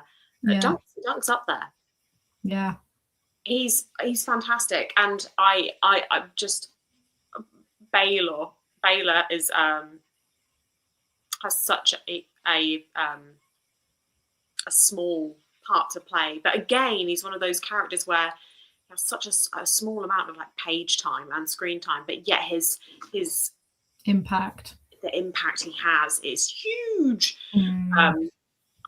Especially when you kind of think of what would the Targaryens have been, you know, if he'd have made it. Also, the brutal bit that someone had mentioned, was it when we had our last discussion, or somebody mentioned recently? Someone said that it wasn't. I don't think it was outwardly mentioned in the show, but in the short story, it's mentioned that he only takes his like, is it the younger brothers, he takes his son's armor, his helmet, and because he didn't plan on entering the lists, and then he dies in his son's armor. Oh, brutal. Not really. I know about Aerion. I'm just having a little look through some of these comments. I only got to BI because Ned lost Lyanna. That's really interesting. Yeah, that's a very, very good point. Preview chapters for Winds of Winds take Sansa in an entirely different direction than the show. I like it a lot. I've not read those actually. No, me neither. So I'll have to check them out when I catch up. We will have to do that when we get sort of a bit more, and then analyze them to shit. Hi, new here. Can I get analyze them? Yes, we can discuss. Can I get your thoughts on Daenerys and Young Griff, since they are both essentially after the same goal, but doing it by different means? Daenerys is a character that we've not really spoken about. Yeah, I was just thinking that. What are your thoughts on Daenerys as a character? It's so interesting because I really rooted for her and loved her, I think, along with everyone, the first time around. And I did have my issues with the way the show ended. I don't have an issue with the direction they took her character. I just think it was really rushed, and they just did not give themselves enough time to execute that arc. But I don't have a problem with it in theory, and I think that's probably where we're going. And it's so interesting this time around because I can't help but like view everything that's happening to her and all of the choices that she's making through the lens of like insane trauma, actually. Like, although like first time around I was like, you know, she's rising above and she's making the right choices, and it's like, well, actually it's just relentless how much stuff happens to her, and she just has to like deal with. She's going to break at some point, and it's going to be everyone's problem. Yeah. And so like my experience of Dany this read is not hugely different. Like, I'm still rooting for her, but I'm viewing it through a slightly different lens this time, which has been quite interesting. But I do I enjoy her. I think she reminds me a lot. I would be really interested to know if Sarah J. Maas was at all inspired by this, because I don't know if you've seen the memes from the Throne of Glass series about how terrible Aelin in that series is about like telling other people her plans. Dany's kind of similar to that, where she just kind of is, she gets really mad at people for like not just blindly obeying her, and she's like, you should trust me because I'm doing this, and like it always works out in the end. But I'm like, you could just chuck a memo their way before you head in, tell them you're not actually going to sell the dragon, like, you know, like, would that really have affected the outcome of the plan that badly? I don't know. This is a good point. Maybe it's because, one thing I was going to say that I really like about Daenerys' character is that she really does embody what she thinks. I don't know if this is sort of spiritually or in terms of the house and their sort of motto, but she really does embody this kind of the idea of the fact that she is an undragon. She is the unburnt. She is the mother of dragons. She definitely has a smugness is not the right word. Entitlement, maybe. Like, she has a confidence, doesn't she, about her, that I feel she very much feels that she is indestructible, and she doesn't really see from what her family has gone through. She doesn't really see that she could ever be like one of them. Like, she really separates herself from her brother. Yeah, and I was thinking as well the other day when I was reading, because she obviously, whether this is true or not, I know that they kind of start tackling that in the later season of the show of, Miri Mazda tells her that she'll never have children, and she believes that. Whether that ends up being the truth, I don't know, but she really takes that on board, and that's how she operates for the rest of her life. Essentially, she thinks that she can't have children. And I was that kind of thinking about that really hard, kind of adds a different lens to why is she actually so hell-bent on taking back the Seven Kingdoms? Because she doesn't think she can, it's not about perpetuating her family's legacy, because she literally thinks to herself, in a bit I read the other day, that her house dies with her. And so then I was like, well, actually, what does she want here? Is it just that it was taken away from her family? And it's like, and that kind of changes the way I see her a little bit. Again, like, she's really, really interesting, but I think she's way more complex than I read her and gave her credit for the first time. Yeah, I would agree with you. She seems to be one of the characters who wants this throne so badly, but I don't really think she actually fully understands what it is. And you can kind of, and I don't know if this is what Jorah is trying to sort of instill in her, that like a lot of the time is that she doesn't really understand what he sort of always is sort of telling her, you are the heir to the throne, you are the dragon, you're not your brother, you're not your father, but I think there is also a side to him which is very much, this is also uncharted waters, for you. You don't really know what this is.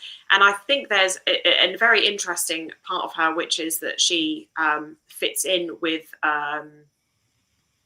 oh my goodness, I'm going to forget the name of them. The Khal Drogo, what are they called? Help me out here. The Dothraki. Dothraki, thank you very much. It vanished from my brain. She fits into them so well, doesn't she? Mm. And I don't know if it's because there is a part of the Dothraki which they're so far removed from the Seven Kingdoms, from, what the Lannister is. Does she fit in well, or does she just adapt to the scenario that she's like? She doesn't get a choice in that at all, does she? And it's very much like an adapt or die kind of situation. And she definitely comes out of it stronger, but yeah, I don't know. There's all sorts going on there. I don't want to talk too much about the young Griff part, because if I'm remembering correctly, that's from a bit that Ashley's not read yet. It is from a bit I have not read yet. But we will put a pin in that, and when we do our follow-up stream from when we're further in, we will definitely revisit, because that's a really, really interesting question, and thank you for asking it. But we can't really do it justice right now, so sorry, oops, my bad. That's okay. It's not no, it's okay. It's absolutely fine. Not a problem at all. I am, to be fair, nothing to me really is too spoilery. No, it's not a spoiler, but you've not read it, and I've not read it in a really long time, so we'll answer that question in our next one. Yeah, it's simply I can't offer my perspective on that character, but just because I've not come across them in the books. The comment that you just flashed up before about it being 10 years, I don't know, you've not read the Expanse books yet, have you? I have not read the So they're written by an author duo called Daniel Abraham and Ty Frank, and they used to work for George Martin as like researchers. And they had a bit of a joke with him when the final Expanse book came out, that they'd written, I think it's 9 books. Yeah, they'd written 9 books and he still hadn't published the next Game of Thrones book. Like they tweeted him on the day of release or something, or like we've won our bet, and I found that so funny. Someone sent me a meme the other day, and it was little cartoon drawings of George R. R. Martin. It was like things that George R. R. Martin is doing when he could be writing Winds of Winter, and it was something like him chasing some ducklings in the garden and random things.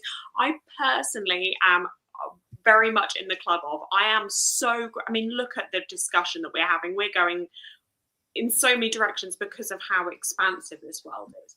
I am so grateful to have what we have. If we never get it, I still think this is one of the best series of all time. I don't think a series has to have an ending necessarily. No, I don't. We talk about this a lot, though, don't we? That we kind of prefer like beginnings to endings, and I would rather it be unfinished and then be able to like speculate and theorize than to be unhappy with an ending. I agree. I know that's like a lot of people don't feel that way, but I was just having a look here. Daenerys is a dragon dreamer. So many of her dreams reinforce she's doing the right thing. We never stop to wonder if dragon dreams are a good thing. Yes. Oh, because Maester Aemon had dragon dreams, didn't he? Yeah, and like Helena in House of the Dragon as well. She's a dreamer, isn't she? Yes. Did Egg have dragon dreams? I can't recall. I can't recall either. I'm pretty sure Aemon did. His confidence is that of the sin of pride. If we look at her objectively, she's gone through trauma and risen past that. Yes, I really appreciate what you said a minute ago, Abby, as well. I think we really forget quite how. I mean, in terms of literally physical steps travelled, in terms of apart from obviously Jon, and Sam, and to be fair, Arya does a huge amount of travel in the series, but Daenerys, my goodness, she overcomes a huge amount, and she does not have that many chapters in what I've read so far. No, a lot in that time, a lot. I love the books. The Dany chapters are filled with too much shit. I have to admit, some of her chapters, they're definitely some of the more experimental ones, aren't they? In some ways, they are. I also, I know I've talked about this a lot. I was really nervous. Like the Dany stuff is the bit I was nervous about going into because she's what 13, 12. Yes. She's so young, and there are times where I'm like, oh, I'm so uncomfortable. But I think you're supposed to be. And yeah, there are some like I won't lie. The whole bit in the House of the Undying in Clash of Kings, that's a little bit too abstract for me. I struggled with that chapter where she's like going through all of the like fake reality and potential futures and memories, and I was like, oh god, my brain's gonna break. So yeah, I understand that. There's a lot of weird shit in the Dany stuff. There definitely is. Yeah, I would agree with that. There is a lot of weird stuff with that, but maybe there is quite an interesting use of. George does definitely incorporate lots of aspects into the series, doesn't he? In terms of there's also you kind of have there's definitely very clear religion, sort of that kind of stuff. But there is definitely magic as well, and we see it in so many different ways. Like if you think about the characters with like Miri Mazdur, with and all of that side. But then when you go all the way to like thinking you've got like the White Walker magic, you've got Bran with his three-eyed raven magic. There's a lot of stuff going on here, and then when you've got the religions and stuff going on as well, there's a huge amount going on. So I think it goes without saying that it can get a little bit weird at times in some ways because you've got all of that sort of crossover from all of that as well. Oh, it's so beautiful. It's so beautiful. Sorry, just Derry, you make me laugh. No, he's not. He is not. I honestly, like I say, the fact that he has created this series, I'm grateful enough for that. And also, think about what we wouldn't have if we think about what we've got because genre-defining, like age-defining literature here. Like he's inspired so many other people and so many other works of art, and yeah, he's changed the game. Yeah. Let him. Also, how many books are published that have George R. R. Martin that are sort of like recommended, like covered, or blurbing them, or sort of like if you like A Song of Ice and Fire. I mean, a series I've just read has been very heavily inspired by First Law. A huge amount of references to A Song of Ice and Fire in that. It's huge. Greetings from Argentina. Did you like cool? I know. Us in Little England thinking, oh my gosh. Did you like? I mean, a like is an understatement. Loved it so much. Obsessed. It was perfect. Altered our brain chemistry. I literally have that image of like the sort of the opening to the arena. Yeah. The right word. And Baylor just going in and the music. You know, I might change our WhatsApp background on my phone is Aragorn, but I might change it to Baylor. I'm going to change it to Baylor too. My background for us is it's still Heated Rivalry. Oh, nice. Which we should probably do a live stream on. Yeah, I need to watch that again for like the 50th time. I mean, A Song of Ice and Fire, hockey, romance. I mean, I'm just saying. We've got range. Duality of a reader. But I'm now also going to change it to Baylor. Baylor, yeah, I have no shame. I've got no regrets. What a character. I approve of this one as opposed to the Jorah Mormont one. So I agree. I absolutely. I mean, no, yeah. Jorah in the books, no. Jorah in the show, I'll allow it. The exciting bits in the books that differ from the show are the ones you haven't heard yet. I know. I've got it all to come. I can't wait to do a second, like a little round 2. If people would like a round 2. I want to do a round 2, so we're doing it. That's it. Yeah, that's a good point. We don't need to be told. Just like, no, we're doing it. Did Egg have dragon dreams? Aemon tells us yes. He says something like, all of my brothers had dragon dreams and it killed them all. Thank you, Derry. You are the Bible when it comes to this kind of stuff. Yeah, we know. We're like Jon Snow, Abby. We know nothing. We know nothing. The ages of a ton of characters does make me feel icky. Yes, I have to. It's a little bit grim, isn't it? They are so young. Yeah, and I do question, did they need to be this young? I think they could have been a little older and it still would have had an impact, but then, Yeah, I remember reading the initial few chapters and it was something along the lines of Catelyn being like 34 or 33 or something like that. And I thought, oh gosh, no, she isn't. And then I just remembered it's because I've seen the show and have that image of her in my head. But then it was also recently, in the few pages that I recently read, Cersei was just described as being really, really young still. Yeah. And you think she's got what, 4 children? 3 children? 4 children? 4. 3 children, but then she missed she had a stillbirth, didn't she, as well? Yes. I'm pretty sure. So yeah, the ages are crazy. The House of the Undying is one of the most talked about chapters in the Song of Ice and Fire. Yeah. Symbology, ways to interpret things. Yeah. I mean, I know. I just struggled. I feel like there was too much for my tiny little brain to take all on board at once. No, it was intense. I want to go back, or like maybe I want to watch a video. Maybe someone will probably have a really good video breaking it down. I feel like I need somebody else to like explain it to me. Rather, I just was like, oh, too many things. You need Indian Geek.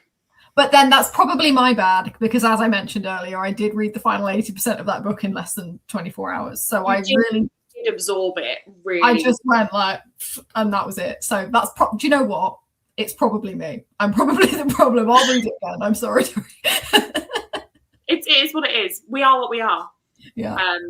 So I'm just having a little look here. George R.R. Martin's initial plans: there to be a 5-year gap, allowing for the kids to grow up after a Storm Sword, only to realise too much would happen in that time he had to abandon. Yeah, I mean, at the pace everything is happening, I can see why he would have had to abandon that. That makes sense. But it meant the age he intended the kids to be isn't it now? So I found my people. I'm so glad.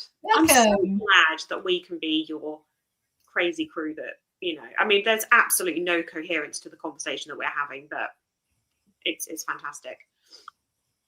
Greetings from London. Hello. Glad you guys are talking about this. So glad. Night of the Seven Kingdoms is getting popularity despite I love House of the Dragon more, even though the show is a bit controversial on season 2. I also love House of the Dragon. Yeah, I know that it is. I feel like I see a lot of people hating on it, and I feel like it came kind of out of nowhere. I'm not really sure what it is, but I haven't, to be fair, I haven't looked into it because I don't want to, I've not read Fire and Blood yet either. And I'm deliberately not reading that until I finished my reread. So I didn't want to like look into anything too much and then get spoiled. So, but yeah, no, I'm enjoying that show as well. I'm excited for season 3. I love season 1 was phenomenal. Like that casting of the younger ones and then the older ones was fantastic. And so seamlessly done. Yeah. I have to say, and I know they are in the general main series, but the dragons specifically in House of the Dragon are absolutely terrifying. I think that really terrifying. That moment, I can't remember what episode it is or even what season it is. I think it's probably season 2. But you know the moment where the big dragon, like the shadow of it, just goosebumps. Yeah. Incredible TV. Chills. Like I think that and like Battle of the Bastards in Game of Thrones, like 2 incredible moments. And then it was, I'll fight with him, King Baelor. That's like my top 3 moments from TV, and they're all Song of Ice and Fire related. So yes, I love it. The Battle of the Bastards. I can remember saying specifically to Harry, but the whole time we were going through the show, I was like, "There's one episode I really, really can't wait to get to because it's so good." And as we were moving through, it was like season 3, season 4, season 5. I was like, it's coming. And we got to it, and I don't think he liked it half as much as I was hoping he would. Again, Harry, try harder. It's so good. Also, those are fantastic moments that are your favourites. That's great. That's really great. Yeah. To be fair, I can't think of any other TV shows right now. So no, it was heated rivalry, and now it's a night of the sun. Oh no, you can't. Now I'm thinking about the club scene. Wait, hold on. I haven't sent you this yet, but I saw somebody's done like a classical, like Bridgerton-esque cover of the music from the. I'm going to send it to you later because it's like deeply whimsical and deeply upsetting, and you need it in your life. Oh right, well you need to send this to me immediately. Oh my God, heated rivalry. That's a yes from me too. I mean, it's so good. I'm so unwell. I don't want to be well. We're gonna have to do a live stream on. I don't have anything appropriate to say about that show. I mean, actually, that's a good point. Neither do I. I've got nothing appropriate to say. I have edits of that series just on repeat. Yeah. Beautiful. I'm getting distracted. Oh gosh, I've missed so many comments. I'm so sorry, everybody. I'm absolutely terrible at going through these. It's probably because I'm yapping. Crusader Kings 3. I am not familiar with that game. I'm going to Google it. Me neither. Rhaenyra is such an awesome character, in my opinion. I agree. She's a fantastic character. Yeah. Also, huge love for. Wait a minute. Emma Darcy? Yes. No, her father. What's he called? Oh my God, I can't believe I didn't even mention the moment where he walks up the throne room. He comes into the throne room to defend her. Oh, there's too many good moments from that show. It's so good. There we go. Derry is our Bible. Second season was hugely impacted by the sale of HBO to Warner's and the writers' strike. The show was in production when they were told the 10 episodes. That makes sense. Yeah. It needed to be 8, and no writers told them. Okay. Fair enough. Yeah. Fair.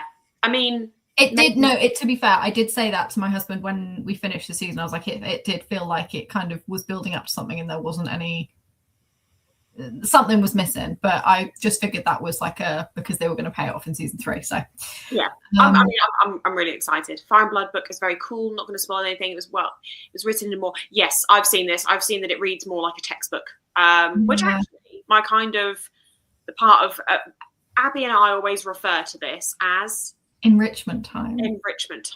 We like enrichment time. We see it as an extracurricular activity where we go into the garden in spring or summer and take our books out that are a bit textbooky and we start highlighting and doing things. This is going to be House of the Dragon. It is. It's going to be great. So, as different as it's going to be, it's enrichment time. And also, this is real to me. So, like, I want to know about the history. So I'm really excited about it. But yeah, I have heard that it's a bit different. I can't wait to study. Fire and Blood is amazing. Being told it's a history book means it's being written from unreliable sources. Nothing is truly canon, making the show just another version. Oh, I love that. That's cool. Which means we can speculate and theorize and be insane, which are my favorite 3 activities. We know that history usually is written by the winners. Oh my gosh. That's going to put a really interesting light on it. Oh, I'm excited to do that. I agree. Paddy was robbed, yes. I agree. He loved an Emmy. Also, complete side note that does not match this conversation at all, but he is currently in the show that I'm watching, which is Mobland. Yes, I saw this. I really need to watch this show.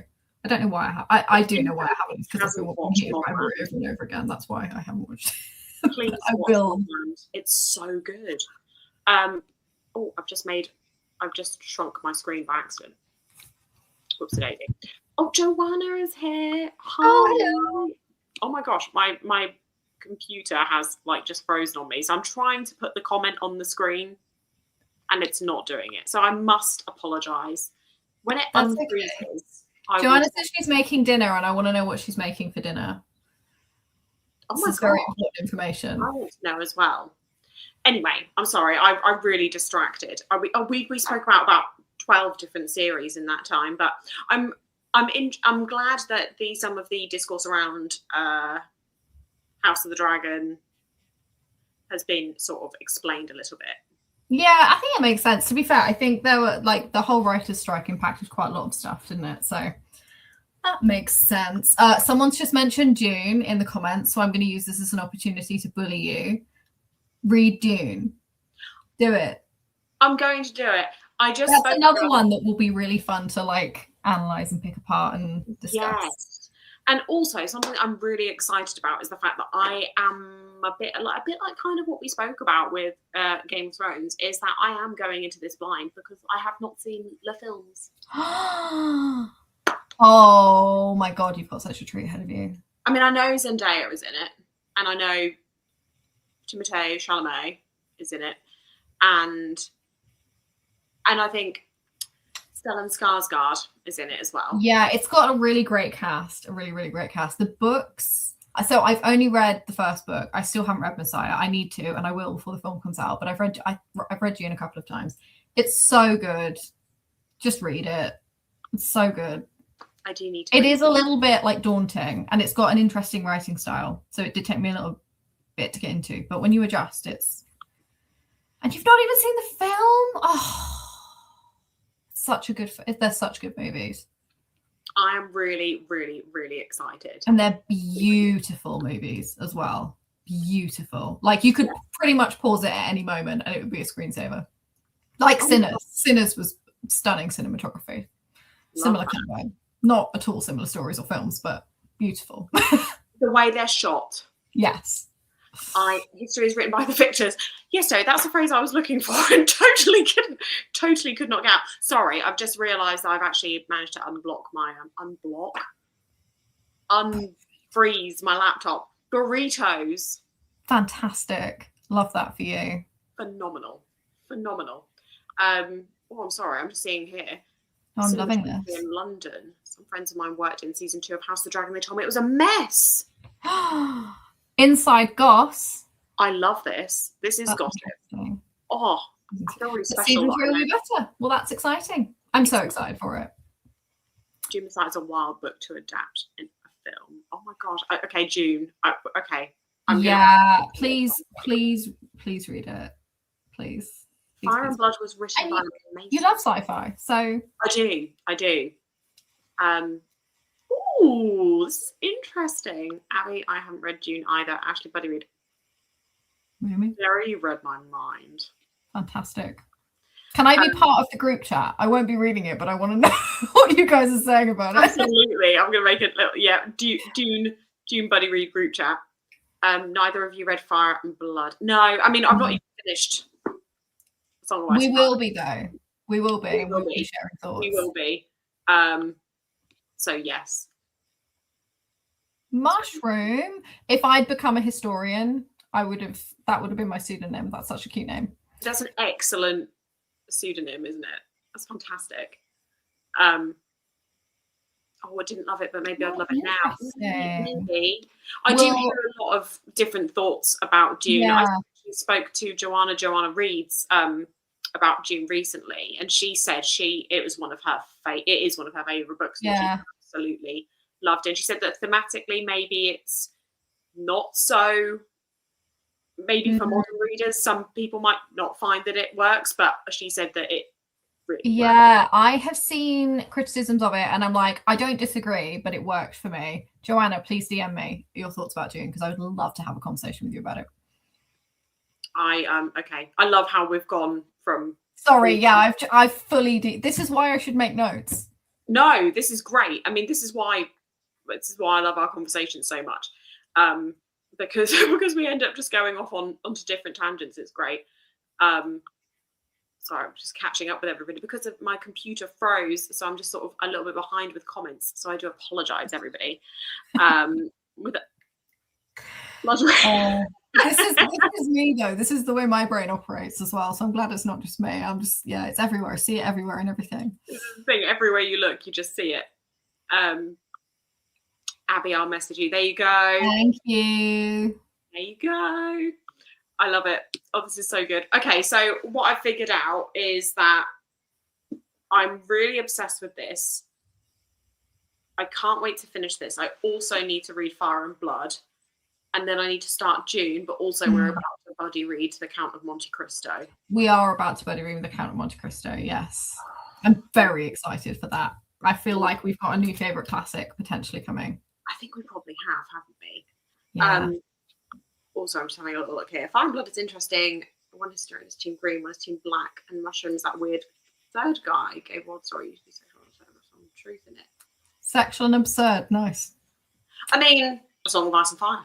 Yeah, that's a great pitch. True to it. Ultimately, it's a great story on why charismatic political and religious figures should come with access to your health law. It's really interesting. Yep. I believe when there was like an edition of Dune that came out, and the author had to put like a foreword in it to like remind readers how it should be read, because people were like misunderstanding him, and he got very mad about it. It's about like the danger essentially of charismatic political and religious figures. There's some very interesting commentary in it. Now I'm really excited. That's what I get you is with themes. Just throw a theme at you and reel you in like a fish. Oh, I mean, it works. It works. You've got me. This is fantastic. I can't wait now for our conversation that we're going to have on Dune at some point. He also hated Star Wars. Which is so interesting because it's very like Star Wars was inspired by Dune. Yeah. I mean, to be fair, I haven't seen Star Wars, so don't come for me. But that's really interesting. Just watch it, and then you know what I mean. I'm not saying that it's going to remove Baelor Targaryen as like the man in your like brain in terms of like what you sort of picture as like, you know, a great character, but Han Solo. Yeah, maybe. Star Wars is nowhere close to Dune. Don't worry, you are safe. Yeah. I love all of this. And sorry, I'm just having a look.